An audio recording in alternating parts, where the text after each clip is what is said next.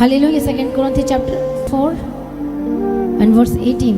पढ़ो फिर से दोबारा उसी वचन को। और हम तो देखी हुई वस्तुओं को नहीं परंतु अनदेखी वस्तुओं को देखते रहते हैं, क्योंकि देखी हुई वस्तुएं थोड़े ही दिन की है परंतु अनदेखी वस्तुएं सदा बनी रहती हैं। बोलो अनदेखी वस्तुएं सदा बनी रहती हैं। बोलो मैं विश्वास करता हूँ।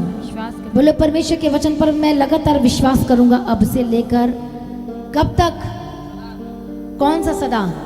कब तक? जब तक तुरही नहीं फूकी जाती तब तक। तुरही के लिए कितने लोग वेट कर रहे हैं? हैं? कान खोल के रखे हुए हो?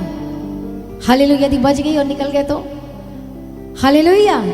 इसे ध्यान से, कहीं वो मिस ना हो जाए। प्रभु यीशु की तारीफ हो। कहीं परमेश्वर का आगमन ना हो जाए। अभी कौन सा पीरियड चल रहा है?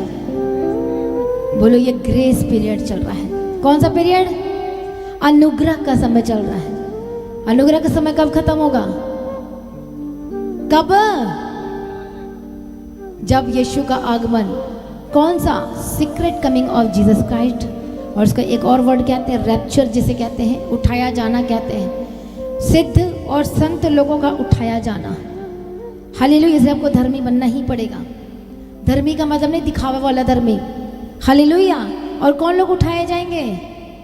कौन लोग? जो विश्वास में खरे हैं, जो सिद्ध हैं, जो परफेक्ट हैं। आप अपनी कोशिश के साथ नहीं खो सकते। मैं भी अपनी कोशिश, अपने बल, अपनी ताकत के साथ बिल्कुल भी नहीं, अपनी पवित्रता के साथ बिल्कुल भी नहीं, लेकिन सिर्फ और सिर्फ परमेश्वर के अनुग्रह के द्वारा, सिर्फ और सिर्फ उसकी दया के द्वारा।